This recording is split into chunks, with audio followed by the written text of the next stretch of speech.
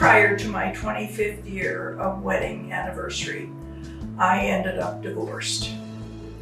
And as a Catholic, the last thing in the world I was ever going to do was be divorced. Needless to say, it was a challenge for me to accept. And prior to that divorce, I had to go back and start a job full-time.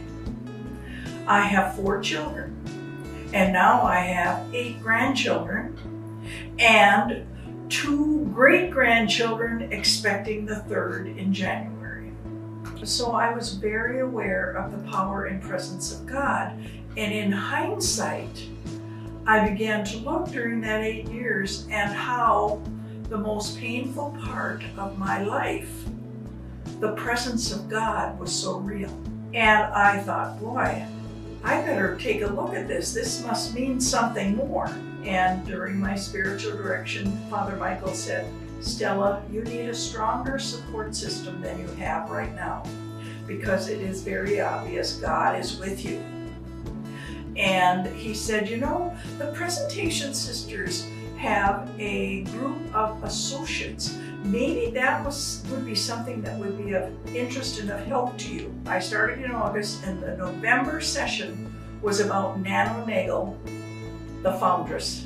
And when I listened to the story of Nano Nagel, there wasn't anything that I heard that I did not already know. And I had never heard the term Nano Nagel before. And so because of this feeling of knowing all this information, I said, I gotta call him. So I called him, and he said, sure, I'll see you. And he said, Stella, didn't you tell me that some of your relatives were from Ireland? And I said, yeah, my great-grandfather came from County Cork, where Nano Nagel's community started. And it's within 25 years of her. And he said, everything in your genes has told you all that you know, because genetic history is passed on from generation to generation. And it was, without a doubt, I tried to specifically narrow down those 2 Tobin women and my great-grandfather, and the nun in the archives said, don't bother, Stella, you know you're related to them. And so it was the weirdest connection anybody could ever imagine.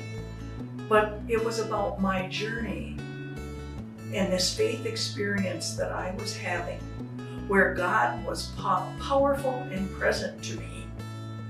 And so I just took one step at a time and continued my spiritual direction. Well, I lived in this house for 6 months, and I knew without a doubt this was going to be home. Well, I told my daughter first, she's the oldest. And she looked at me and she said, Mother, I understand that completely. That's who you are.